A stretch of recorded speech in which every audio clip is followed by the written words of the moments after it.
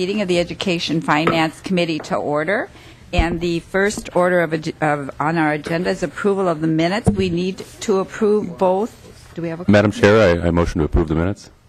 Okay, and do you motion to approve the minutes for the morning and the evening hearings? I motion to approve both sets of minutes. Hearing that motion, all in favor? Aye. Opposed? Motion passes. All right, today we are going to complete our presentation of Governor Dayton's proposed budget. So, Representative Marquart, if you want to, I understand you're going, you have Commissioner Casilius with us today, and you'll also be having Dr. Tom Melcher and Kevin McKendry. That's exactly right. Thank you very much, Madam Chair and members. I first of all want to thank everyone who could attend last Tuesday night's hearing on the world's best workforce. I really appreciate that. And I also apologize that we didn't have really time for questions or comments, but we will come back in committee and have time to talk more about what transpired in the presentations that night. So we will be spending time in committee, but I just really appreciate everyone again who could make that and attend. Today what I would like to do is continue on House File 630, and my intent will be to go over the remaining articles, I think 3 through 10, and then take any questions from members after that. We need to leave about 45 minutes for testifiers, and then if we have time too, we can come back on comments from members and so forth. But before we start, we have Commissioner Casilius here that would like to provide some kind of opening statement. She was out reading the other day to students when we were presenting this bill on Tuesday morning. So, Commissioner Casilius. Welcome, Commissioner. Madam Chair and Representative Marquart, thank you so much for having me here, members. I know last Tuesday you began to look at the governor's bill, and I think I was here right before this committee, after the governor released it, and did a small introduction then. So I'll be brief in my comments today and just share with you a few unique things that I think are pretty special about this bill, and talk about a few of those key aspects of it. We did spend a lot of time on Tuesday night as well, kind of highlighting some of the good items in this bill, as well as how they work backwards from results so that we can get a really strong workforce. And I want to thank Representative Marquart for calling the hearing and having so many experts and stakeholders from the community to talk about how we get to the end and how we have all our students prepared. I first want to talk about the comprehensive nature of this bill.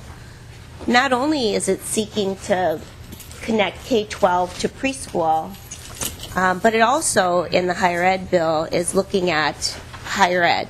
And so the governor is looking comprehensively at an education system within Minnesota that's P20, so that all of our students are prepared. And I think that's unique. I think also what is unique in this bill is that it mirrors the needs of our students as well as what is in other bills. Some of you serve on other committees, and you may be hearing education come up in those committees. For instance, public safety has some additional revenue in their bill for a public safety center for our schools, a school safety center.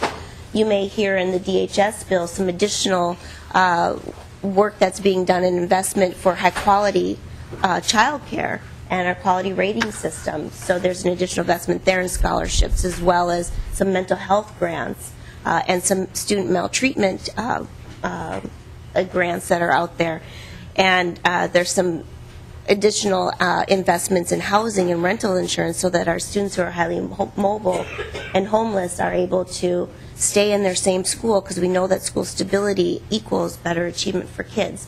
So there is this work that was done with the cabinet around where do we want to go with our results and what kind of results do we want to get for our children in Minnesota. And then the commissioners together came and looked at their investments and their requests and their cuts. And then we made recommendations to the governor, and I think the governor really took all that information as he developed this bill. So just a little background on that. Focusing on results, the governor has had the 7-point plan for ever since the second month of his administration. And he said that we've been in a deficit situation for all of these years, but he has committed to adding more educational funding for our schools, and he worked with the previous legislature to do that, as well as institute some foundational reforms, and hopefully we'll be able to do that with this current legislature as well, to continue that additional funding and continuing focus on results. So we have 4 goals. The first is every child ready for kindergarten. The second goal is that they're reading well by 3rd grade. The third goal is that they graduate ready and on time. And the fourth goal is that college is affordable. And that's that whole P20, and that they complete college and that they're work ready. So that's that entire comprehensive nature of this bill. The other thing you'll notice in the K-12 bill specifically is a focus on the achievement gap. Last time I was here, I talked about the faces of children are reflected in this bill, and they really are. We see the fix of integration revenue so that we can focus on the achievement gap and the additional revenue, putting in some accountability into that revenue. Also looking at special ed and trying to take a step toward fully funding that with an additional $125 million so that also fixes the cross subsidy. That's a real about $180 per pupil increase for our general ed kids as well. So that's a good thing for us to do. Additional revenue for our students who are still striving to learn English, which we know we're becoming more diverse. We're having more students who don't speak English well across the entire state. I'm amazed at how diverse our communities are across the entire state. And I find that Greater Minnesota teachers are asking for support and help in this area. And that gets me to my next point about supporting teachers, and our regional center investment is really a unique systemic kind of change item, because teachers learn best from other teachers. And this is a way to look at our reward schools, our celebration schools, find those jewels in your school districts, which you know those teachers, and then have them share their understandings with other teachers and their practices so that then we can spread what works. And it's a small investment, but it's a huge impact. And I think that our teachers in Greater Minnesota and our school districts will feel quite supported, because right now they don't have the resources or capacity to do it on their own. So we're trying to connect and get people collaborating more. You'll also see an earlier investment in pre-K and the alignment there with our early investments there. That includes both pre-K and then the continuation of that learning progression through kindergarten. So funding of all-day kindergarten, it won't get us all the way there. I wish we had a little more revenue to get us just a little bit more there. But we hope to do that within the 4 years. And so the governor's really looked at a 4-year plan to this budget. And you'll see that he's paying off the shift in 2016 and 17. I know a lot of you made commitments and want to pay off that shift now. I'm here to tell you that the governor has a plan to pay that off in 2016. And if we want to put the accelerator on helping our children and closing that achievement gap, our schools need those resources now in our budget. We need to fix special ed. We need to get additional dollars to students who can't speak English. We need to focus on our achievement gap, and we need to support our teachers. And we really need to start earlier in preschool. And without those investments, I think we'll be in a status quo situation. And so the governor has been very clear about that. So in this plan, 2 more things is we introduce innovation. We are asking schools to be creative with our high school redesign work that I know you've heard about. Also introducing more accountability for performance through our literacy incentive, which we started through the past legislature, and looking at adding graduation rate to that, because we know we've slipped somewhat there, especially for our students of color, and we need to do a better job of getting our kids graduated ready and on time. And the governor's been clear. This is not the last word in this budget. He is looking for your good ideas too, especially on the revenue side, because if we don't have revenue, we can't do any of these investments for our children. And on Tuesday night, I said that our children only have one childhood, and that childhood is now. We have students in our K-12 system, and our businesses right now are on a very sketchy recovery here in Minnesota, and they need these high school kids to graduate and be able to be employable. So we need to get the resources to our teacher now We can't lose another decade of our kids of color. We have to, with the demographic shifts that Tom presented to you Tuesday, make sure every single one of our Minnesota kids has what they need to be successful. I want to thank you very much for your time here today. Thank you, Representative. Thank you very much, Commissioner, and we will be holding our questions until after we hear also from Dr. Melcher and Mr. McHenry. Then I'll come back. Thank you again. Madam Chair, Yes. if I could call Dr. Melcher and Mr. McHenry up, and they will finish the articles, and then we'll have time for questions and testimony. So, Thank you. thank you.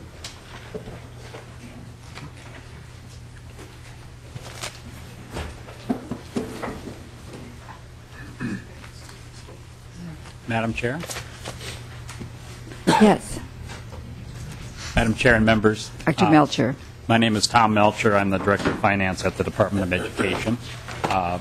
In our Tuesday hearing, we went through Articles 1 and 2 of the Governor's Budget Bill, and today we'd like to begin on Article 3, which begins on page 53 of the bill. Article 3 has some major changes in special education funding.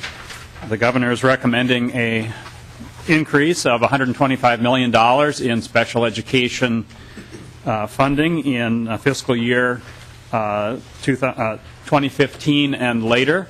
That would substantially reduce the cross-subsidy for special education across the state, freeing up dollars for school districts in their general education programs.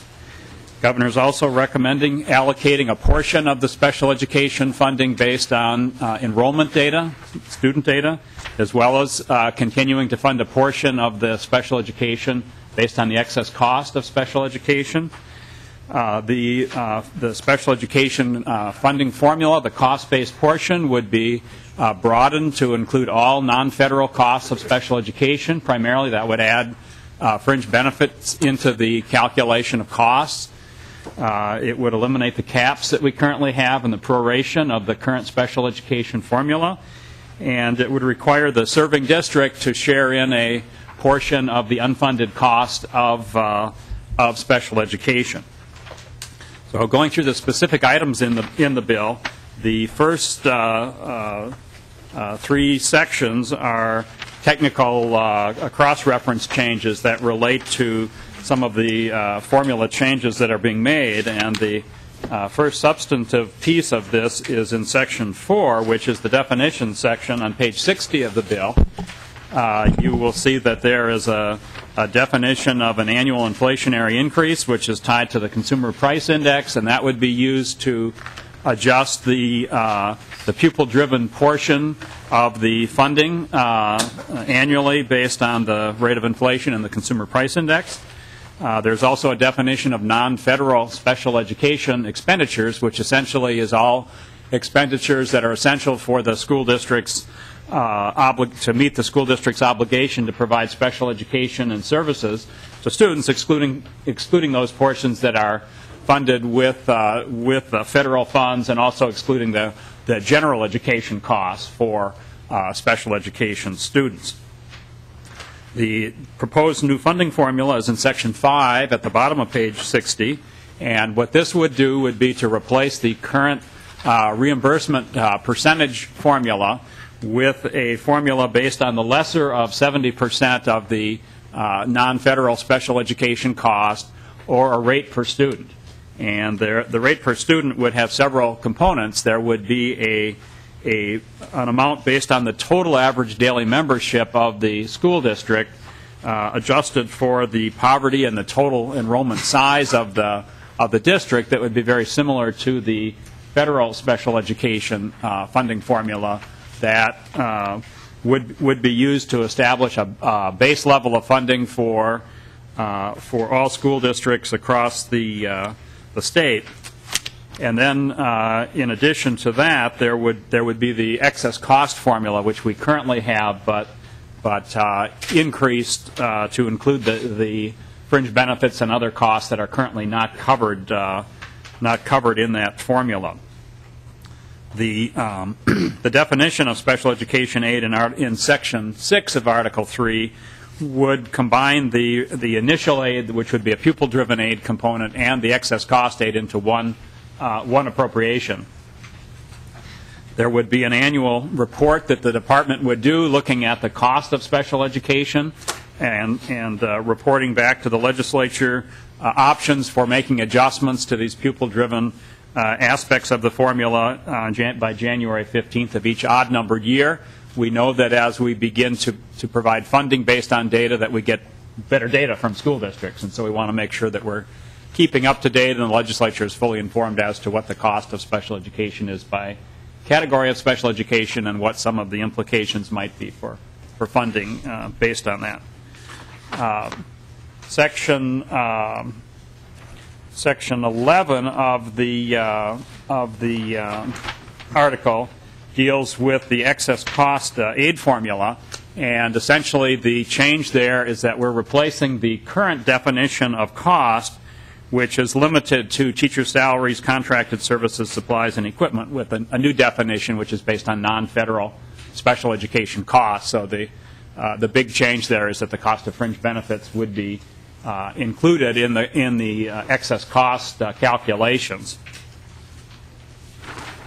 On Section 12, the same formula structure would be used for excess cost aid, but the portion of general education revenue that would be used as a kind of a subtraction factor would be increased from 4.36% to 4.88% of the district's general education revenue.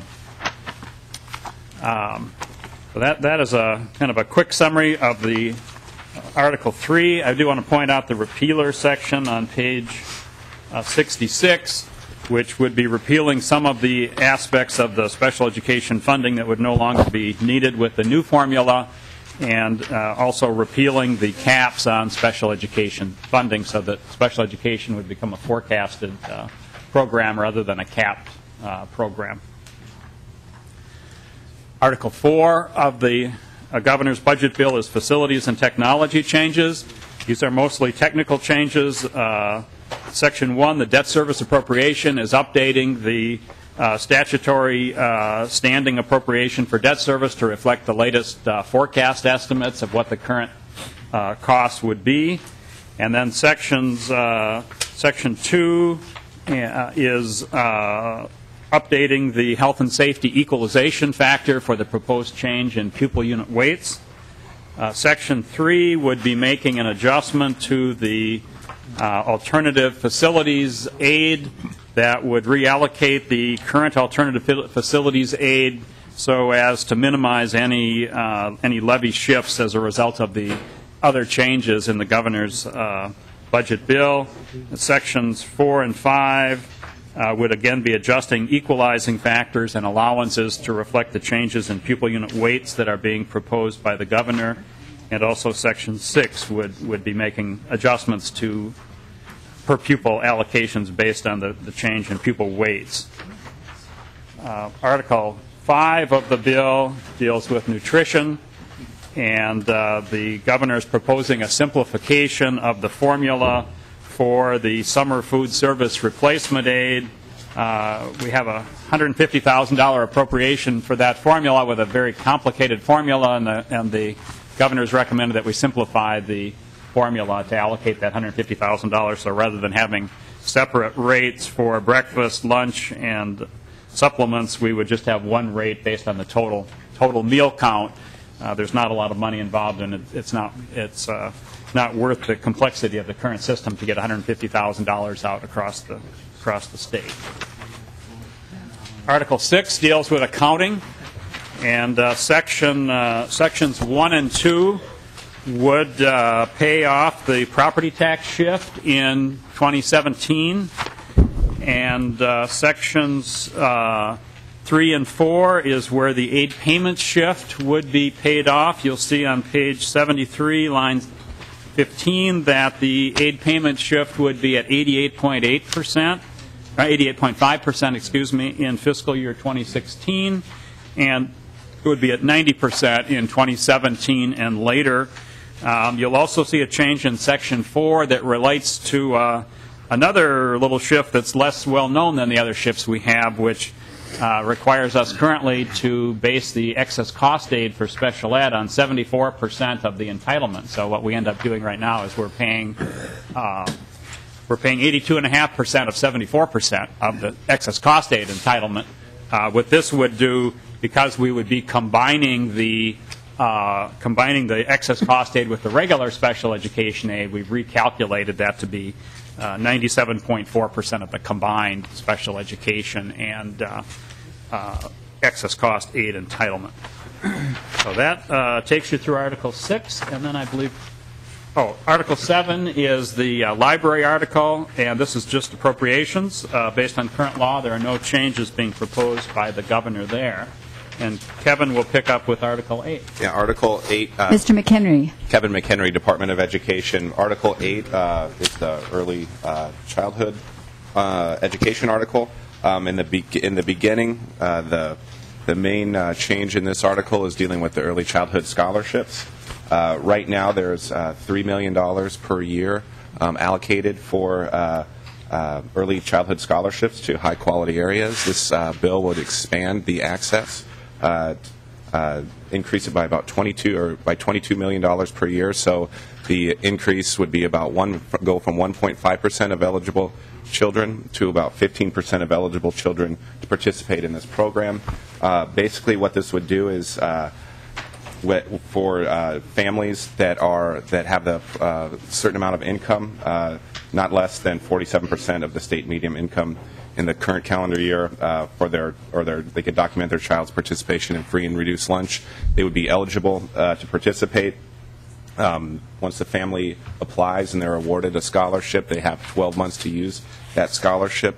The scholarship would be up to $4,000 that could be eligible.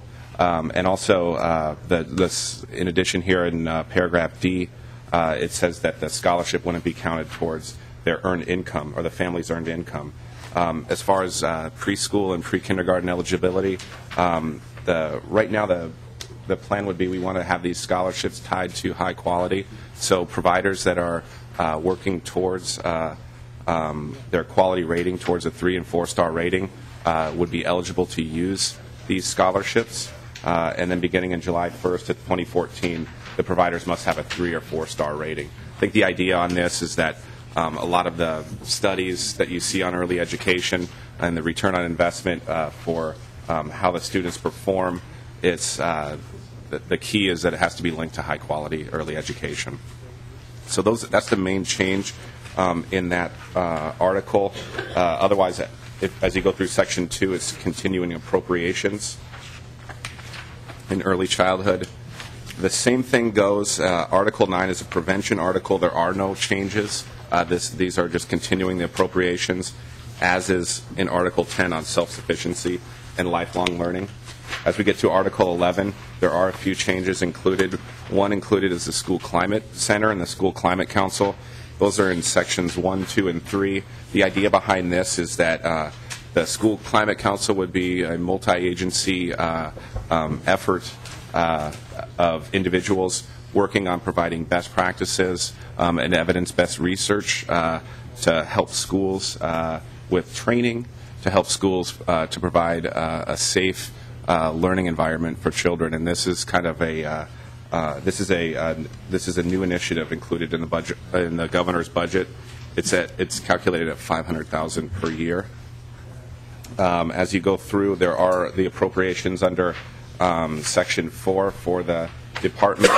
As always, in the past, there are certain riders that go through the department that aren't necessarily within the department. You'll see those on lines 81.4 through 81.10, including the Minnesota Children's Museum, the Academy of Science, the Duluth Children's Museum, the Board of Teaching, and the Board of School Administrators. Those are continuing the same amount of funds.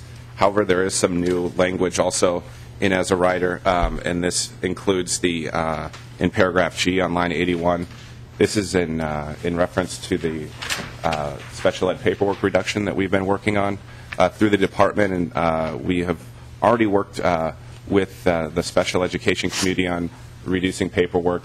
The total special education system report was a few hundred pages. It's something that our Division of Compliance and Monitoring worked with the community to reduce that to about 15 pages to try to provide some assistance to that community and provide some less paperwork. What this will do is take it a step further and provide provide electronic model IDEA paperwork for school districts to use as an option. Some school districts may not actually have a full requirement of special ed staff to put together this paperwork. Oftentimes what districts might do is they may go through a vendor to help provide this paperwork. What this will do is it will align all the federal requirements for special education that are required under an IEP and not go beyond that. So districts will be able to use this free of charge to fill out their paperwork. If they choose to go through another route, they're more than welcome to do that. But this guarantees that districts will not be going beyond what the federal requirements are.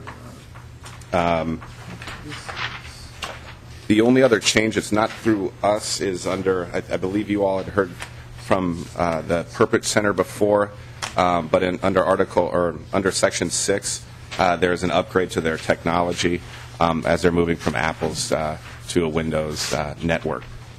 But with that, that's the bill. Thank you, Mr. McHenry and Dr. Melcher. We'll open it up for questions, and just a reminder that we will go with questions until 9 o'clock, and then we have a number of testifiers. So the first on the list is Representative McDonald. Well, thank you, Madam Chairman. Well, Commissioner Sebelius said that she's looking for ideas and help from the legislature to help fund schools. And I just want to mention something that seems as though I was, in a clandestine manner, chastised for mentioning the fact that school trust lands that were set aside to help fund schools were not in the purview of this committee. Now, I admit I'm new to this committee, but it would seem to me that any school trust lands that were set aside back in 1858 of every township in the state of Minnesota to help fund and pay for education is under the purview of this committee. And if it's not, I must be crazy, and that could be arguable. So with that said, since the Commissioner is looking for ideas and help to fund education, I can't imagine why the Governor isn't addressing some of the main factors of how to fund this, and that is with the school trust lands up in Ely and Babbitts that could yield billions of dollars for our education. Now, as I said, in 1858, every township was supposed to set aside land, 16 and 36. And in many of the metro areas and some of the rural areas, that land was sold to help fund public education, including my county, Wright County. Representative McDonald, I hate to interrupt you, but could you get to your question? I have quite a lengthy list here. Thank you. I'm glad you hated to interrupt me. So with that, because I know you're a kind young lady. So with that said, let's have that discussion. If it's not right now, Representative Van Zels, let's have that. Let's not ignore the fact that should not be talking about it. That precious land up there and the precious resources that God put there are to fund every school district. So the question is, will we have that discussion? Will we consider that, not just the money set aside that with the investment and the premiums that pay off, but the land and the precious metals there today? Will we consider that to help fund education going forward? Dr. Melcher, Mr. McHenry. Madam Chair, Representative McDonald, there's under the purview of the Department of Education, we don't necessarily have the expertise in land management. In the past, we have a counterpart, or a colleague of mine, Darren Cordy, sat on the kind of the oversight committee for the trust lands, so we did have some voice in how those lands were managed. That was changed last session. But I think we are open to any ideas to look at funding for schools. But I do want to caution you all that when we are looking towards making adjustments to increase funding for education, that although it's very important and we definitely appreciate the set-aside and the funds that do run to schools, that's not necessarily the largest amount, and if we make some changes, we're sure to see, we can see some gains. But for the changes that we're looking at, for the increases that you want to see across the state, if you're going to drive a significant increase in the formula, we're going to see we're going to need to see something a little bit more substantial when you start talking percentages on the formula. Thank you. And just a reminder, now we have 7 representatives who'd like to speak, and we have 15 minutes. Representative Erickson. Thank you, Madam Chair. I will try to be as quick as possible. Dr. Melcher, in Section 9, under the Special Education, Article 3, will there be a new accounting system for the maintenance of effort that allegedly will be paid through the excess cost aid? Madam Chair and Representative Erickson, Dr. Melcher. The maintenance of effort is governed by the federal IDEA, yes. federal Yes. special education statutes. And the state is obligated each year to document that at the state level we are maintaining our effort for special education. In other words, the state aid is at least staying constant from year to year. And also that school districts individually are maintaining their effort from state and local funds. So there is nothing in this bill that would change that. In fact, it would require a change in federal law to have a change there. But in Section 9, what we are doing is to change the mechanism. Currently, we have a mechanism that if it appears based on the forecast that we're not going to maintain effort, we make an adjustment to the capped appropriation for special education. And what this would do would be, because there wouldn't be a cap to manipulate here, we would instead be adjusting the reimbursement percentage for excess cost aid. But the end result would be the same, that if we had a prediction of the state aid for special education going down, that would jeopardize our federal aid for special education. This would be a new mechanism that would ensure that the state aid stayed at least flat so that we would not be losing our federal aid. So, Madam Chair, follow-up. Okay. Representative Erickson. Thank you, Madam Chair. Dr. Melcher, do the districts, however, have to report to you this maintenance of effort on their part through a new UFARS coding or something? UFARS meaning the uniform way that districts report to you? Madam Chair, Dr. Representative Erickson, the school districts do have to report to us annually on their maintenance of effort, and we get that with a combination of data that the school districts report through a system that we call EDRS, which is identifying individual special education teachers that they're seeking reimbursement for. And then that's supplemented with UFARS data that gives us information on things like fringe benefits and other costs, and we do not have any change in that. We've been using the same system for many years, and we would continue to use that same system. Thank you, Dr. Melcher. Madam Chair, one more question. Representative Erickson. Dr. Melcher, on health and safety levy, this is Article 4, Section 2. Would you re-explain what's going to happen in regard to, because this will be a property tax increase if districts levy beyond what they can levy now. But I'm unclear about the 3165. So will you re-explain that, please? Yes, Madam Dr. Chair Melcher. and Representative Erickson, there's no change in the state policy as to what school districts can levy for under health and safety. So there's no net property tax increase related to health and safety.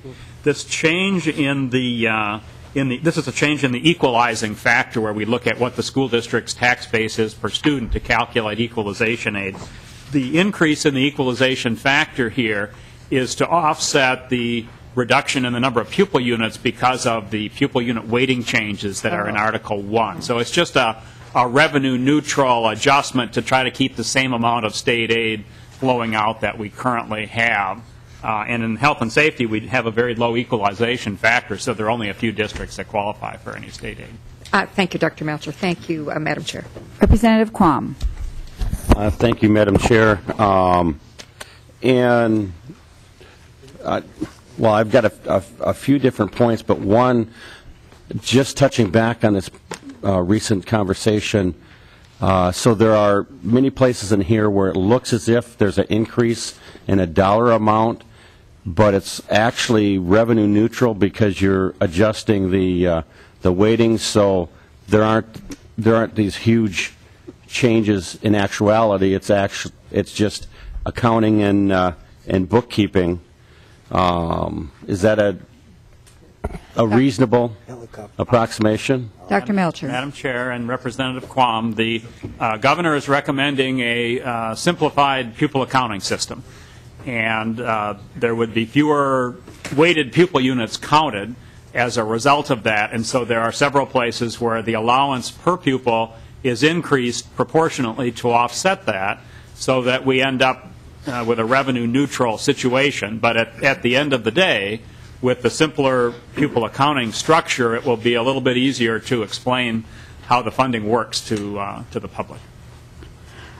Representative Quam. Thank you, Madam Chair, and thank you for that clarification. I hope in the vein of transparency, it's clear that we let the public know that these aren't actually increases, that's just an accounting thing. At some time, would be nice.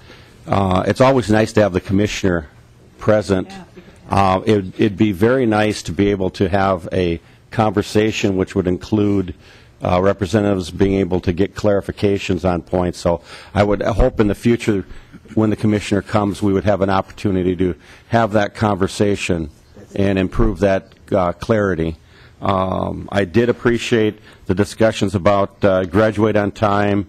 I was sorry to hear that there's a slipping in the grad rate for students of color. I was really appreciative of the achievement gap discussion and the fix on integration to try and improve achievement gap, and then the focus and actually improving things for the students that are there. Okay. In the presentation, I would like some clarification in the accounting section, Article 6, on pages 71 and 72, 71.16 through 71.20.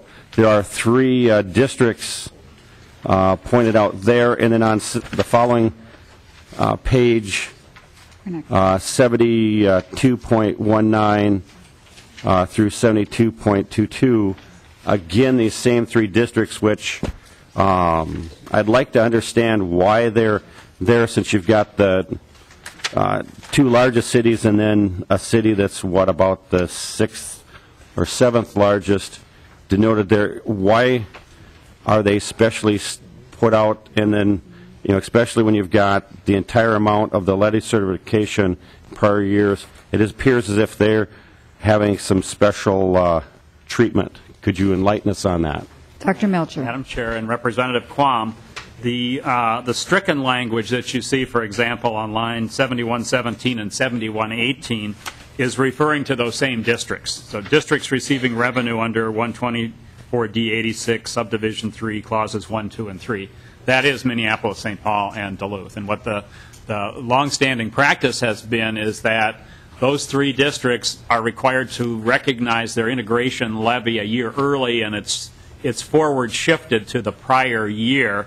And so this, in the proposed integration formula, we do not any longer have a separate allowance specifically for Minneapolis, St. Paul, and Duluth. Right now, they have a separate allowance that applies specifically to them. But in the proposed new integration formula, we just have one allowance that applies uniformly to everyone. So there's no longer a separate clause specifically for Minneapolis, St. Paul. So this is really a technical change, maintaining the requirement that those three districts recognize their integration levy early.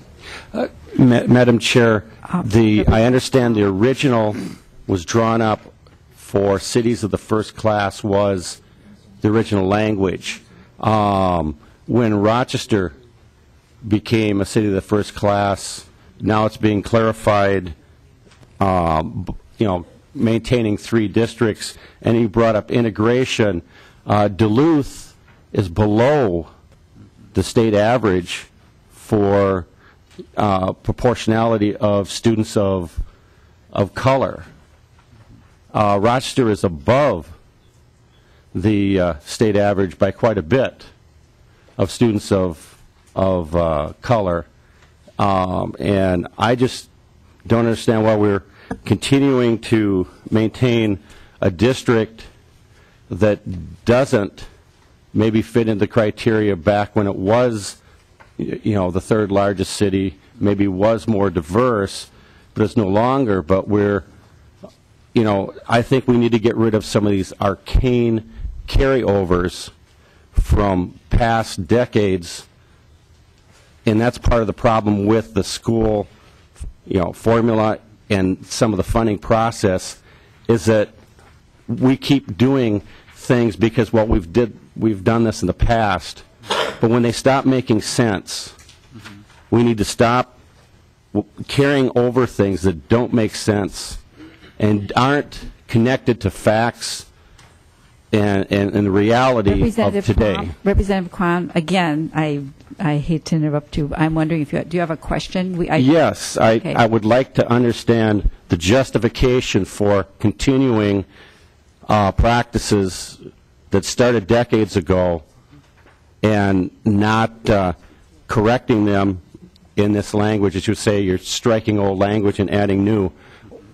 Why aren't you correcting things that no longer would be valid for the original Dr. purpose? Madam Chair and Representative Quam, it would be possible to undo this. One thing I want to say first is that this does not provide any extra money to these three school districts. What it does is it requires them to recognize part of their property tax levy early, because we recognize part of the property tax levy early the year before. So we've been shifting this levy for many years. Now, there are two ways you could get rid of this. You could say, for 1 year, these districts aren't going to get their integration funding, or you could say, for 1 year, they will have to make a double levy to kind of undo the shift. But if you did that, then there would be a property tax increase. So what the governor's budget has done is kind of maintain the status quo in terms of continuing this shift that we've had on the books for several years. But there are other options, but they would involve either property tax increases or one-time state appropriation to cover the whole, and the governor did not support either a property tax increase or an additional appropriation at this time. Representative Breinert. Thank you, Madam Chair. Just a quick question for Mr. McHenry. You talked about the eligibility for early childhood scholarships, but an issue that was raised a number of times in our earlier hearings around early childhood programming was the use of the scholarships and the difficulty in school-based programs in accepting students who are funded by those scholarships, and I don't see anything in this language to address that. So I'm wondering what the department's point of view is on that. Madam Chair, Representative Breinert, the way the language was drafted, it was drafted for families to choose where they use their early education scholarships. And although there may be problems in schools of how they use the scholarships in schools, this does not prohibit. The language doesn't prohibit families from using these in schools. If there are mechanisms to discuss to maybe open avenues to try to figure out ways to make it more equitable for schools, we're open to having that discussion. But I think this language right now, it doesn't prohibit scholarships from being used in schools. Representative Breinert. Thank you, Madam Chair. Yes, I understand that, Mr. McHenry. My point is just that the department did say this issue would be addressed, and so I'm just wanting to raise it further and have it on the table. Thank you. Representative Wills. Last question. Thank you, Madam Chair. Thank you for the presentation. I had a couple questions. I'll try to be brief. It was Article 11, Section 3 about the school climate center. I guess I'm just not clear on a couple of details, such as the policies. A question I had where it says on line 80.15 on page 80, develop and disseminate a model bullying and intimidation prevention policy document for schools. Does that mean that every school would have to use the same policy, or would a school be able to come up with their own model or use a current model that they have? And then I had a couple follow-up questions. Mr. McHenry. Madam Chair, Representative, right now, under statute, school districts are allowed to use their own policy. I think there has been some concern as to some of the bullying incidents in schools, that maybe that hasn't been strong enough. What this language does, we have had a bullying prevention task force that provided recommendations. This is based off of the recommendations of the bullying prevention task force, and I think the purpose of this is that is to look at best practices and model policies to help develop model policies.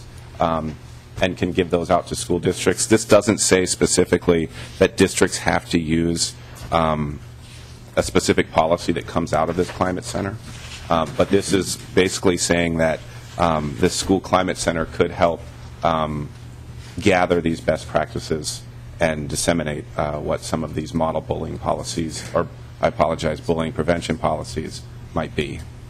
Representative Wills. Thank you, and that's helpful. And then just a follow-up on that, with the collection and sharing of data, I was just curious, further down it talks about collaborating and disseminating information, also further up. And I'm just wondering who would have access and how would that data be protected? What kind of data is being collected? I guess it's just concerning to me when you're collecting data, if it's about the children themselves, how that might be used. And I'm sure other parents might have concerns about that. Mr. McHenry. Sure. Madam Chair, Representative, the purpose of, I think first off, the toolkit that's included in this climate center is something that needs to be developed with experts. I think the issue as far as data privacy and how data goes out and who's involved, I think that's something that would be discussed under this school climate center and the school, the interagency climate council or other advocates that want to be involved to ensure that we are not disseminating information that should not be disseminated.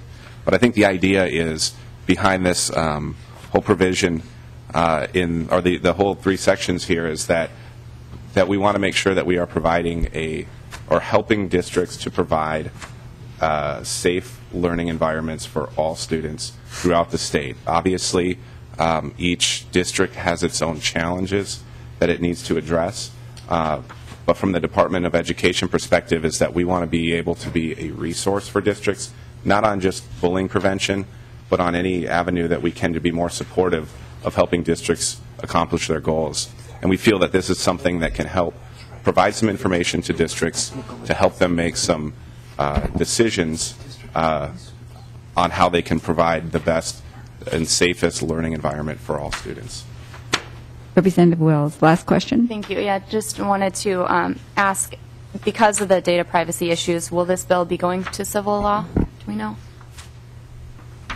Mr. McHenry, do we know what the trajectory of this bill? Madam Chair, Representatives, I'm not certain the path that the bill takes. Our role is pulling this bill together and putting the pieces together to get it in front of you all. And that's up for the legislature to decide, and the House to decide, and the chairs to decide what direction this may go.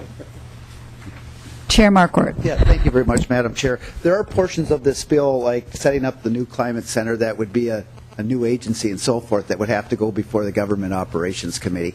And so our intent on that is to maybe create a separate bill rather than taking this whole bill to another committee, pulling out certain parts and having individual bills and then taking them through those committees. So that would probably be the same thing we do, Representative Wills, on data practices. Thank you, Representative Marquart. And I know that other representatives had questions, and I'm wondering, Dr. Melcher and Mr. McHenry, usually you're very gracious about making yourself available if representatives could approach you with their questions. Thank you very much for being here today. We now have, members, we now have 15 testifiers. So each testifier will get about 3 minutes each. We will start with Scott Kuhnquist from AMSD, and then after Scott, Sue Abder-Holden from NAMI will speak with us.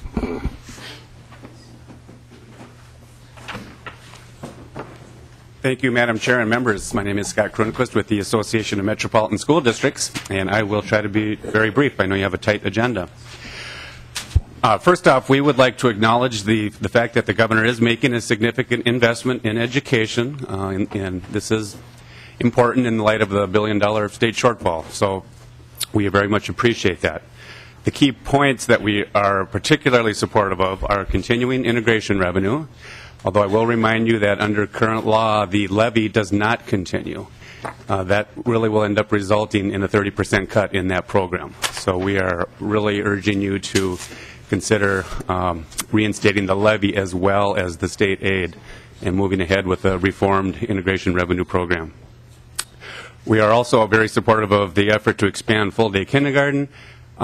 Here again, though, we do have a but, and the but is that under the proposal, districts would be required, if they're going to use that new revenue, to offer the full-day K site-wide.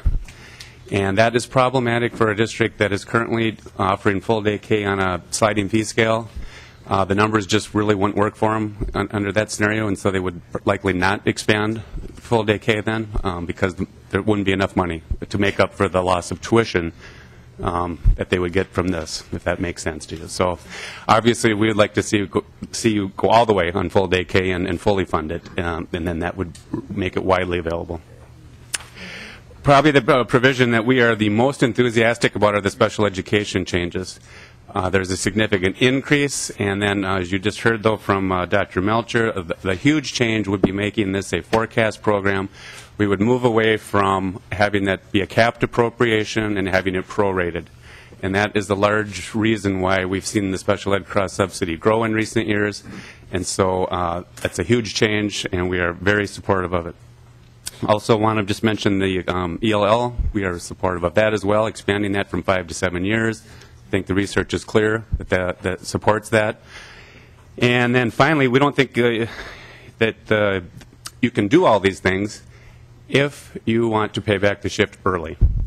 And so we support the governor's position that we don't need to accelerate the shift to this biennium unless somehow you end up, the next forecast is far better than we're expecting, or you end up with a lot bigger target than we're expecting. We just don't think you're going to have the resources available to both accelerate payment of the shift and make the necessary new investments. Just a couple of concerns I do want to mention. Many of the changes in the governor's proposal take effect in the second year of the biennium. So you just need to know, under the level of funding proposed, that first year is looking tight. Most districts would continue to make reductions in the first year of the biennium under this level of funding. I know the Anoka-Hennepin superintendent's been on record saying for that district they would be looking at $12 million shortfall, which could mean up to 200 staff layoffs. So again, we understand the situation that you're in with the state budget, but we don't want you to be under the impression that everything would be rosy under this level of funding for school districts. There would be cuts in the first year. And then just one other thing, I've heard some feedback from some of our members who are concerned about rolling extended time into compensatory and whether or not they're going to be able to continue their after-school and summer school programs. We certainly understand the intent is to provide more flexibility to school districts, and that is welcome, but summer school and extended time programs are also very important, and so we want to make sure we don't harm those programs. So I'll stop there, Madam Chair, members, because I know you got a long list. But thank you very much for the opportunity. Thank you very much, Mr. Grunquist. Sue Abderholden from NAMI is here next, and then Tina Armstrong will be coming down. Thank you, Madam Chair, members Welcome. of the committee. I'm Sue Abderholden, Executive Director of NAMI Minnesota, National Alliance on Mental Illness. We are, of course, concerned about what happens in education because children with mental illnesses typically have poor outcomes, higher suspension rates, higher dropout rates, and, of course, 70% of the kids in the juvenile justice system have one or more mental health diagnoses. Just briefly, on the Safe Schools levy, we actually wanted to see that increased. There's been a lot of attention this session on children's mental health, and we've talked a lot about schooling to mental health, but we also need the support personnel in the school, such as school social workers, school psychologists, school nurses, and we have this continuum, and we definitely need some more help there. On the regional centers of excellence, probably about a week and a half ago, you'd have received a report from the Department of Education on the use of seclusion and restraints in the schools. One of the recommendations there was that we actually create some regional centers of excellence so that when schools are trying to figure out what to do with the child, they may be using the restraints or seclusion excessively and they want help, that they have access to it. So we would like that to be a part of those regional centers of excellence. On the School Climate Council, we also believe that there should be some mention of positive behavior intervention and supports there. This is a process for creating safe and effective schools. It's research-based. We're currently in about 16% of Minnesota schools. We've impacted 213,000 children. It is a highly successful program and actually helps reduce bullying as well, and so we'd like to see a mention there. Lastly, in terms of the special education aid, we are grateful that there is more money for special education. The loss of funds there has really created problems, especially for children who need care and treatment, who are maybe in a residential treatment center, go to a day treatment program. We've had schools kind of somewhat fighting with parents saying, no, you can't go to that program because the transportation will cost more. But of course, that may be the best therapeutic program for the child. So we've really created a lot of problems because we haven't fully funded special education. So we're really glad to see that.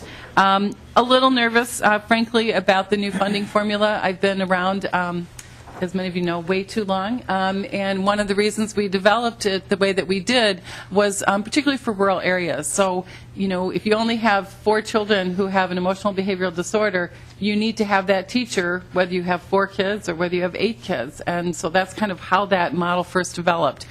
We do really trust Mr. Melcher, and we're really hoping that this is going to work. But I'm just going to say we're just a little bit nervous and would hope that we would at least really watch this as it unfolds. And I appreciate the time to talk to you this morning. Thank you very much, Ms. Abbott-Holden. And now we have Tina Armstrong from the Minnesota Council for the Gifted and Talented, which will be followed by Chris Richardson from NASA. Thank you, Madam Chair. My name is Tina Armstrong from the Minnesota Council for Gifted and Talented.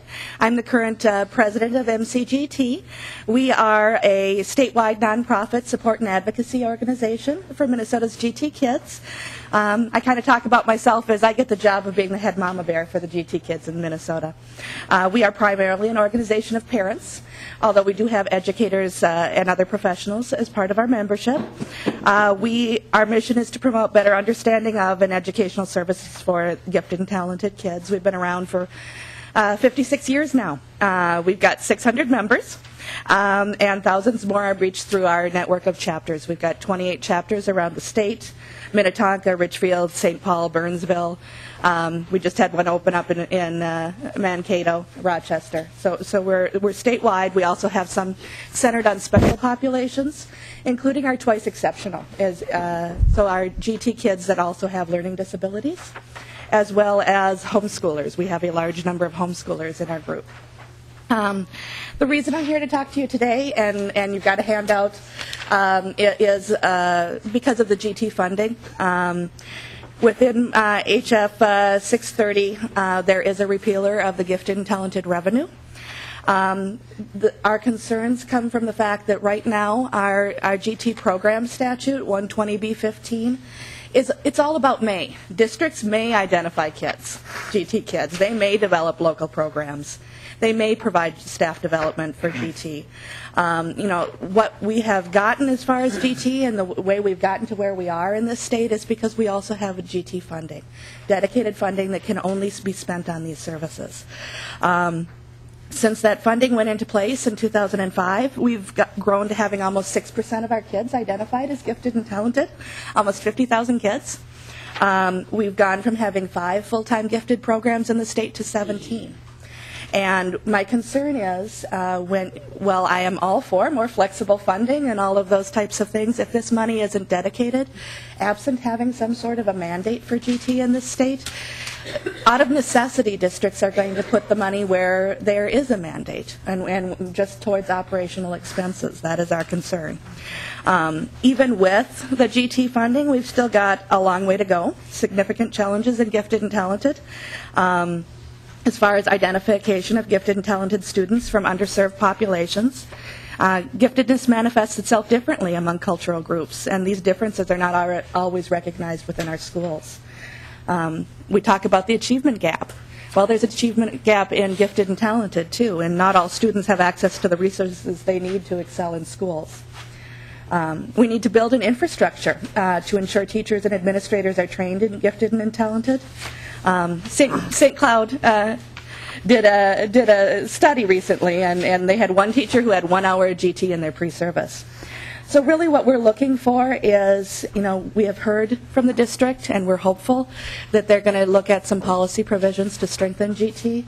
But absence strengthening of the GT policy statute, we have concerns that with the cuts in funding. If we can get something that pairs up well, that strengthens the policy at the same time we get more flexible funding, that's what we can support. Thank you, Ms. Armstrong. And next we have Chris Richardson from the Minnesota Association of School Administrators. Madam Chair, to that last presentation, Madam Chair, could Dr. Melcher clarify? So it's a rolling of gifted and talented, but the statute stays in place. So I'm confused. So there still will be gifted and talented. Do you know, programs, would it Dr. be Melcher, possible that, could you just speak with him after the meeting? I think that, because I think he needs to clarify this for all of us, because the money's gone, but the program's in place, so I'm confused. Dr. Melcher. Madam Chair and Representative Erickson, in the governor's budget recommendation, the separate set-aside for gifted and talented, the $12 per pupil would be repealed. The policy is still in place, but school districts would not be required to have a set-aside in their budgets specifically for gifted and talented. Thank you, Dr. Melcher. I still consider this a mandate, so just clarify. Well, what I said, the statute itself is permissive. It's a may. Ms. Armstrong, thank you so much, but we do need to continue on. We need Chris Richardson now, and if Chris is not here, could we have Grace Kelleher from the Minnesota School Board Association? And then after Grace, we'll have Brad Lundell for Schools for Equity and Education. Welcome, Ms. Kelleher. Good morning, Madam Chairman. Pleasure to see you sitting in that chair as a former board member up there. I'm going to just roughly go through our concerns, and I'm going to start off with what we liked. We always should start off on a positive note. We're very happy about the changes to special education. It seems clear in this bill that 70% of special education costs will be given to the districts and covered by state aid funds, with a 30% component having to be paid for by the local district. But the present system, as a percentage of salaries and then of supplies, and then it's capped, so you get a prorated number from that, a little wacky. So this would be much easier to budget for and to know what we could count on from the state. We are very happy the ELL program is taken from 5 to 7 years. We're seeing students globally from across Minnesota come here and come from very different situations, some which have never sat down in a classroom or even seen a printed word, and their needs are larger than others. We're happy with the elimination of the pension subtraction that was done in 1997, another crazy formula that's hung on too long, and that money is given to districts and then taken away. This would allow us to retain it and move on from that. And last but not least, we're really happy with the compensatory revenue flexibility. That's being raised from 5 to 15%, and we think that's great. In the right direction, but maybe not enough, teacher evaluation dollars of $22 per pupil. We're pretty sure that's not even close to what we need, and we've been working with House Research along with Education Minnesota to establish a defendable number on what that could be going forward. But I think we feel pretty strongly that we know it's going to be more than $22 per pupil unit. We appreciate voluntary all-day, everyday K, but funded at 0.7% means that 30% of that program, if you want to supply it, would have to come out of your general education budget. And we really encourage folks, we feel strongly that early education is important, but certainly let's finish with kindergarten before we move down to early education. And partially funding it and moving on to early education really isn't fair to all the kids that need an all-day, everyday kindergarten program. Things we're concerned about, we are very concerned about the 1% increase in the general education formula. 1% is simply not enough. It's $52 per pupil, and this is the fund that we use to fund all the other deficits I've talked about. And we would really appreciate a much higher percent increase. I know from the summer working group, my members' hopes were pinned really high that we'd see a big increase, a new direction in education funding, and 1% doesn't get us there, we feel. The change in weighting, sort of it's a bean counters budget where we're going to change the way we count things. And our concern is more psychological for our communities. For example, our present system funds general education aid at $5,224 per pupil. By the new way of counting, that would go up to $5,700. To most people in the community, that sounds like a $500 per pupil increase. That's right. What could we be worried about? We're also concerned about the Safe Schools revenue roll-in. We really think after Newtown to have that discussion would be important at the local level, and extended time being rolled into the compensatory revenue formula. And with that, members, I believe you, but I want to also alert you to the federal sequestration program going on. The cuts to Minnesota schools from the federal government look to be about 5.8%. So as you look at that, realize we might be facing a deficit because of federal action of that much. Thank you, Madam Chair. Thank you very much, Ms. Kelleher. And now we'll have Brad Lundell from Schools with Equity in Education. And then Mr. Richardson is with us now. So after Mr. Lundell, we'll hear from Mr. Richardson. Madam Chair, members of the committee, Brad Lundell with Schools for Equity in Education. 3 minutes. I usually don't get warmed up until 5, so it's going to be a pretty dull testimony here. I just would like to say thank you for the opportunity to testify. Thanks for the governor for coming forward. I think it's important to note, as Mr. Kroonquist said, that these are tight economic times, and the governor did come forward, put money into education. I think that the money for special ed is very important. We're a little concerned there about some of the formula changes that are suggested. I think making it a forecast program is important, but there are some formula changes going from the cost reimbursement formula to the census and weightings and other aspects of that formula. I think there are some distributional issues there. We like kind of the nods to certain issues. I think, again, resource levels make it difficult to, do everything that needs to be done. I think the all-day K, as Mr. Kroonquist said, puts some districts in a tough situation as to whether or not they'll be able to provide it, or you keep doing the fees, or do you take the increased weighting. The teacher evaluation, again, another nod to that, $20 or thereabouts. I think that that's, again, something that districts are going to be doing. It's a mandate.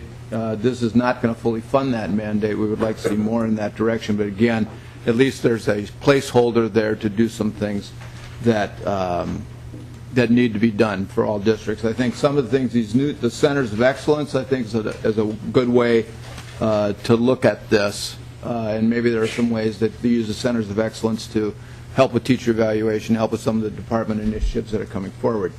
The ELL change is good. The extension of the integration revenue is good. I think the one thing about integration revenue I want to say is that we don't have a lot of districts in C that are participating, but we do have some. The changes here are, I always use Buffalo as an example, and a lot of people say, well, Buffalo gets integration revenue. Why does Buffalo get integration revenue? Well, they border Osseo. The program that's been created there has brought minority children in from the Osseo district into Buffalo. Some folks say, well, gee, Buffalo doesn't need money to do that. But it's created the integration revenue has created a new opportunity there. Buffalo's a low revenue district, doesn't have a huge referendum. That integration revenue has helped create a program. I think it's important to note that as we move forward, that the integration revenue sometimes, you can talk about the purposes and all the rest of that, but it has created opportunities in some districts that are necessary.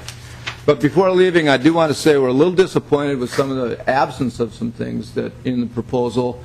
The governor's working group worked hard the last 2 years, especially over the last summer. They came up with a very comprehensive proposal It included bringing back a number of things, also more money on the formula, recognizing money that was lost to inflation, return of the general education levy, more equalization for referenda. With those things gone from this proposal, and we understand that Representative Dabney and Representative Lencheski over in the Tax Committee will be talking about a lot of tax policy, and I know that Representative Marquart in our meeting with our group has also talked about that. But it's very, very important, I think. We live in that universe. C lives in that universe where the property tax system and the education system meet, and we want to make sure that that is looked at this year. We're optimistic that it will be looked at. We hope that resources are there to take care of some inequities that have been growing over the last 20 years. Thank you very much, Mr. Lundell. Mr. Richardson.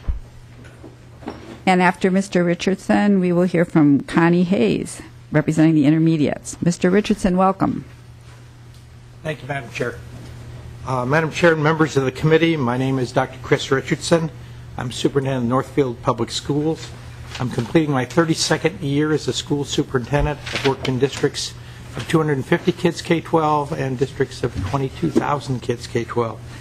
I really appreciate the opportunity for us to come and myself as a representative of the Minnesota Association of School Administrators this morning, and to be able to give us an opportunity to provide some perspective on the governor's education budget and on this bill.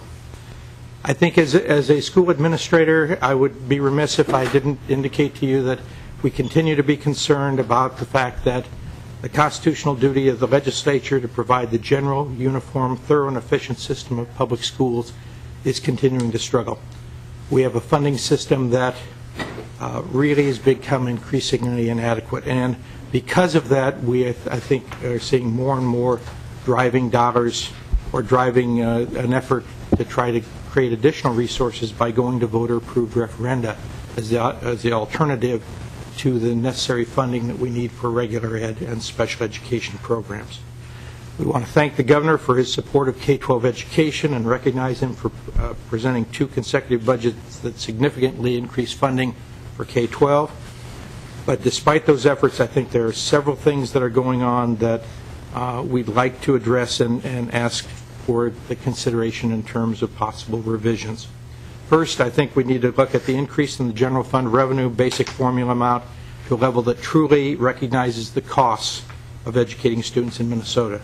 We know right now at current level we're at $52.24. That's over $2,000 less than what we have in terms of actual buying power going back to 1991-92. So you'd have to have more than $2,000 more in the levy right now if we were just to get the same buying power we had 20 years ago. The basic formula component is the key for school districts. It's basically the driver in terms of the operation of our schools, and it is a piece that is very important. The 1% increase doesn't even increase or doesn't even address the inflationary increases that we'll be seeing this year, nor does it have any impact on reducing the long-term funding deficit. So I think as a result, we're going to continue to see school districts trying to use levy strategies to try to address that. Second, I think we need to have the legislature look at how do we provide the funding it will take to really provide all-day kindergarten programming and also provide increased flexibility. The issue here is that although a 70% amount is a much better situation than 0.55, it is still not the cost of a full-time kindergarten teacher. And so the ability of every district to be able to address and provide full-time kindergarten is going to be difficult at that level. Besides that, Mr. Richardson, yes. Your presentation is wonderful. I'm wondering, though, we have a number. Speed it up. Okay. I really need to move on. Thank you. Then we would just frame as definitely the evaluation piece is important, but $22 a student is not going to be enough money to make that happen. We've looked at that from all angles, and it just takes more in terms of staff and time. Fourth, the special ed formula is an extremely important piece for you to work on. We really appreciate the 13% increase, but again, we're about $600 million behind in special ed, and so if we're going to address that, we have to take those direct efforts. And finally, equity is a key component, because when we have districts that are funded at different levels because of their ability to pass operating levies, we have disparate educational opportunities for kids across the state. Thank you so much, Mr. Richardson. And now we'll have Ms. Hayes from the intermediate districts, followed by Jan Ormasa. Thank you, Madam Chair, members. I'm Connie Hayes, Superintendent at Northeast Metro 916 Intermediate School District. There are two provisions in the bill which I would like to provide testimony on behalf of the three intermediate school districts. Together, the intermediate districts 287, 916, and 917 serve students from 31 member school districts and many other non-member districts in the metropolitan area. We employ nearly 1,800 staff serving students at over 60 sites. Our core work with our members fall in the areas of special education, vocational education, and area learning centers. The first provision I'd like to speak about today is the teacher evaluation and development revenue. Although the intermediate school districts would be required to meet the provisions in the bill regarding teacher evaluation, the revenue supports being considered for the K-12 districts and charter schools are not available to the intermediates. In the past, we have talked about how the intermediates do not have the capacity to generate sufficient Q-comp dollars. The reason for this is most of the ADMs that we serve are actually counted in their home districts. And also the bill does not offer aid for the intermediates to meet the provisions. We are in conversation with MDE about our concerns, but we wanted you to be aware that currently the language does not support the intermediate school districts with the teacher evaluation and development revenue. The second provision I'd like to speak about is in regard to the proposed roll-in of the extended time into the formula. There are three issues for us to understand. First, within the current extended time revenue, it's important to distinguish between the larger portion of extended time that currently goes towards targeted services, which you've heard testimony on from today, and the smaller portion, which we're concerned about, which goes towards credit recovery for high school students who are far behind in credits and at risk of not graduating. Secondly, the ALC programs run by the intermediate school districts use this extended time dollars to fund our credit recovery evening and summer classes. These students are typically fully enrolled in their high school program, but they are on track not to graduate because they are so far behind in credits. For our intermediate ALCs, this is roughly 1/3 of our revenue. So the roll-in of all the extended time into the formula affects the intermediate district significantly and different than regular high schools. And lastly, if these credit recovery services are no longer supported, we believe graduation rates will drop. Thank you for the opportunity to testify today. Thank you, Ms. Hayes. And now we have Jan Ormasa, followed by Dan Pyron. Welcome, Ms. Ormasa. Thank you, Madam Chair. Good morning. Madam Chair, good morning, members of the committee. My name is Jan Ormasa, and I am the Executive Director for the Minnesota Administrators for Special Education. I want to thank you for the opportunity to testify on behalf of the MACE members. As you know, the investment in education for students with disabilities is an economic investment in that skill development and acquisition for them to be contributing members of our society. In the governor's education package, there's a significant investment for the special education, as you've heard from Dr. Melcher, for $125 million. MACE wholeheartedly thanks the governor for recognizing the importance of the educational investment for our students with disabilities. We are in strong support of the $125 million investment, but we are really trying to understand the implications of the new formula. As you have heard from Dr. Melcher, this is a significant change from the salaries to a cost per disability area. And so it is imperative, as you know, to address the issues of the cross-subsidy to the local school districts. MACE understands that in 2002, the cross-subsidy was at 8.8% of the Education Aid Foundation, and now in 2013, they are forecasting it to be 12.6% of the Education Foundation aid. So, as you know, it's critical to address this fundamental underlying issue. We cannot have general education competing with special education as a moral, ethical dilemma. The other part that's really concerning to us is, you know, it's a partnership. So the looming sequester that is coming next Friday, March 1st, for us is significant at $600 million across the nation. And what does it mean for Minnesota? We think it means about $10 million for Minnesota.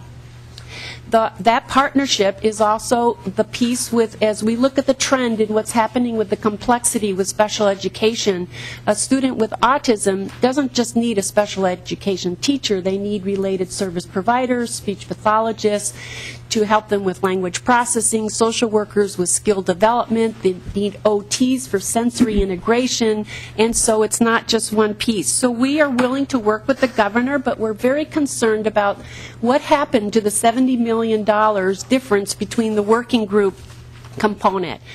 So just one other area I want to address, two pieces. The Center for Excellence that I want to support, the Centers for Excellence and the training that would happen with RTI and PBIS, and also with looking at the restrictive procedures. And the final piece is the $1.8 million. MACE is in strong disagreement with the $1.8 million. It is not about an online system, and it is not about the MDE forms. It's really about the content of the forms and the rules and the interpretation of what is happening with the 100% compliance. So we thank you very much for this opportunity to testify before you. Thank you very much, Ms. Armasa. Mr. Pyron, and followed by Mr. Bartholomew, and we just are trying to get everyone in here, so about 2 minutes apiece, which I know is not much. Thank you for joining us. Thank you, Madam Chair and members. And I'll be as brief as I can, as the bean counter can. My name is Dan Pyen. I'm the Director of Fiscal Affairs for Winona Area Public Schools. I'm here representing MASBO, the Minnesota Association of School Business Officials. And we're a group of over 600 school business managers that, with expertise in school finance and other operations. I won't go into a long dissertation on our platform. We basically promote efficiency, and of course, you know, we are always looking at the funding aspect of it. As far as the governor's proposal, we applaud the efforts to make the school funding operations more efficient, especially it will be a little confusing, but with the pupil weightings it will work out better, and especially with the special education changing in reimbursement. And also we are really excited about, you know, the increase in the special ed funding. The cross subsidy is a big issue. For example, in our district, Winona, about 25% of our students have an IEP, and we probably subsidize from the general fund about $4 million per year for special education programming. While the increase in state aid is a start, we would like to see the state aid formula rise to the level of inflation over the last 10 years and also keep in line with it in the future. And we support the work of the Commissioner's Working Group on School Funding, School Finance. We support all the recommendations. Unfortunately, a lot of them weren't in this proposal, but we hope that the legislators use it as a framework to guide discussion on ways to enhance and improve school finance legislation. Thank you for your time. I just want to point out that we're here to help. If you have questions on the financial impact and some of these things on your district, go to your school business manager and ask them, because we're all about information.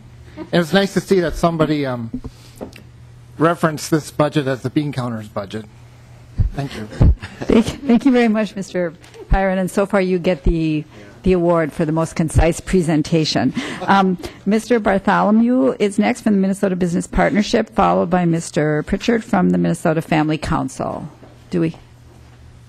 Thank you, Madam Chair. Members, my name is Jim Bartholomew with the Minnesota Business Partnership, and I'll be quick. I'd like to just briefly highlight 3 things in the governor's proposed budget that we'd encourage you to support, and 3 things that we'd like to work with you on to change. The 3 things for supporting: first is the governor's recommendation for the parent-aware rating system for early ed providers and the related scholarships for low-income families. While we'd like to encourage some relatively minor changes to expand family access to more providers, we think the governor's budget makes a great start. Second is the governor's proposal to help districts implement the new teacher evaluation requirements. And third, it's always good to simplify education funding formulas and make them more transparent for the public. And the governor's recommendations for the new pupil unit counts and the equity formula are two good examples. 3 things we'd like to work with you to change. First, we'd ask that you don't repeal the Early Graduation Achievement Scholarship Program. This was passed with the goal of helping high school students who are ready to graduate early to move on to higher education. And combined with the proposed elimination of districts being able to use learning year funds to offer accelerated learning opportunities and the roll-in of the gifted and talented revenue, seems frankly to send the wrong message that we're backing off our support for students who may be able to move through our system more quickly. Second, we'd ask that you keep the current focus on third grade literacy. The governor's budget would drop recognition for districts that are able to help third grade students read at a third grade level. Growth is good, but without a specific target, like third grade literacy, too many students will continue to lag behind. And third, we'd like to work with you to create more incentives for schools that are able to help students succeed. A couple examples might be English language learners and certain special ed students. Shouldn't we provide some incentives for districts that are able to transition these students out of supplemental programs sooner? We'd like to thank Representative Marquart for the vision he set Tuesday night, and we look forward to working with you on this bill and others to not only close our deep and persistent achievement gaps, but also raise overall student achievement. Thank you. Thank you, Mr. Bartholomew. Mr. Pritchard, welcome. Yes, Madam Chair, my name is Tom Pritchard, President of the Minnesota Family Council, and I just had 3 quick points to make. One is regarding the School Climate Council. Our concern here is clearly we all want to oppose bullying, but we're concerned if this moves into kind of a social re-education focus in the schools, and we would oppose that, but obviously we do want to eliminate bullying in all forms against all students. Secondly, on the all-day kindergarten, we would just raise questions and concerns about whether the efficacy of all-day kindergarten programs. A number of studies suggest that any academic benefits fade out after a short period of time, and there's evidence that there are even detrimental impacts of driving children into organized institutional learning settings before they're really ready. And so we would raise questions about, is that the wise use of state taxpayer money? And then finally, a couple comments on the scholarship program for preschool programs. We strongly support choice and giving parents more options, but we feel that the current system, the way it's structured, will actually maybe reduce parents' options, because to achieve a 3 or 4 star rating, a preschool program must adopt and embrace the state standards and curriculum in their program. And I think as a result of that, you're going to create a one-size-fits-all approach. And I think it raises serious questions. If you look at the rating system, will it really mean anything? A MEL study a couple years ago, found that 2/3 of preschool programs automatically receive 4-star ratings. 23 of those were Head Start programs. A federal study shows that Head Start programs, any benefits fade out in a very short period of time. So I think we have to really raise questions as to whether those stars will mean anything, and also the content of those standards really, I think, get into some very ambiguous, even controversial social questions when they talk about gender, cultural identity, social roles, relationship, the environment, other factors, which all preschool programs, if they go to the 3 or 4 star, would be forced to embrace. So we have concerns about that, too. Thank you very much, Mr. Pritchard. And now we have Jan Alswager from Education Minnesota, followed by Roger Aronson, and we'll finish up with Ron Solberg.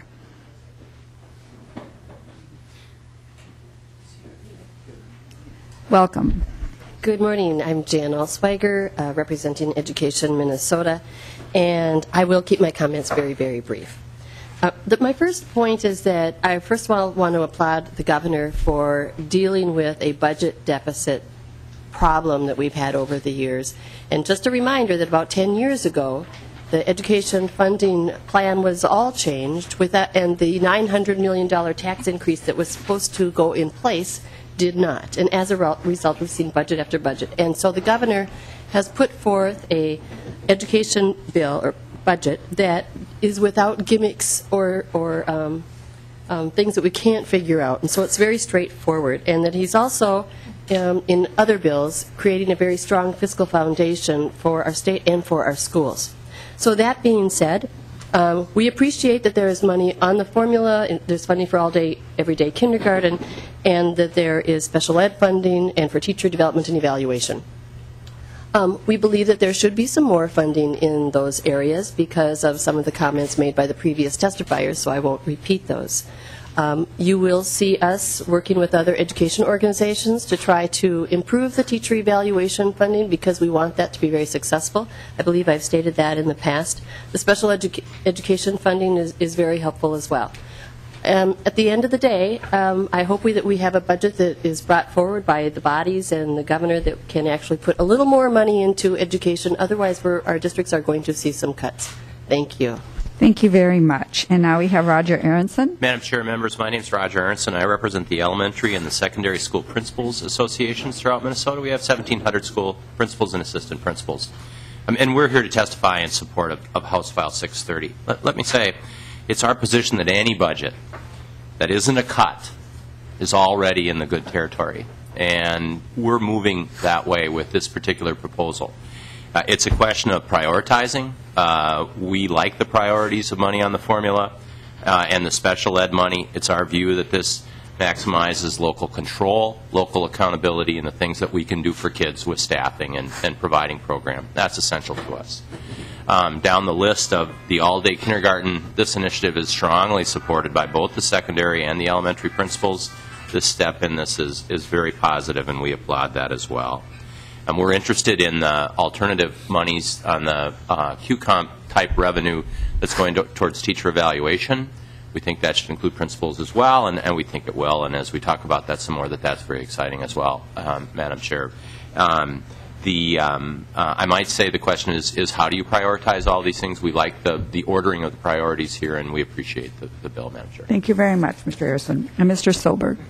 Thank you, Madam Chair, members of the committee. My name is Ron Solberg.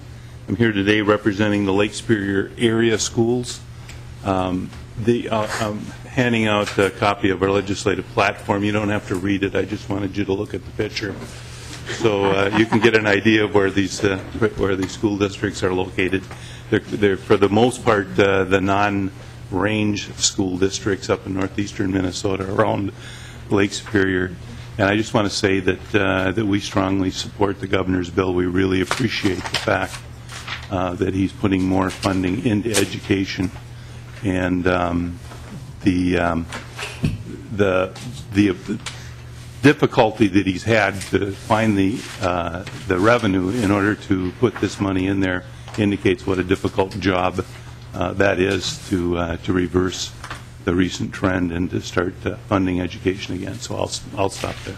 Thank you very much, Mr. Solberg. And members, thank you for your patience. I know we all had many questions. I certainly did, and I'm sure that Chair Marquart will provide us with an opportunity at some point for discussion. But we just want to let you know we will be laying over this bill for possible inclusion in the Education Omnibus Bill. So with that, this meeting Madam is... Chair, before we adjourn, I just Representative Woodard. A quick question for Chair Marquart. And I appreciate your comments, Madam Chair, that we'll have more opportunity. I mean, lots of good testimony today and lots of questions that we still have. I mean, this is $14.3 billion plus the biggest part of our entire state budget, and I'm hoping that we'll have more time to be able to ask lots of questions. Lots of good ideas were raised, lots of concerns are raised, and I hope we have more time than just today, because I think we kind of rushed through today. Representative Marquardt. Thank you, Madam Chair. Representative Woodard, that I agree wholeheartedly with that. And we're just trying to get through this bill in a few days. We will have plenty of time as we move on. Also, as we take bills, we're going to take them kind of in subject areas. And folks from the MDE are here every day. We can also relate those to the governor's bill, and they're always here. We'll have Commissioner Casilius back, and that was more my intent, that there not be questions today and not hers, but she's always been very available. But Representative Woodard, I will promise you plenty of time for discussion. Thank you very much. This meeting is adjourned.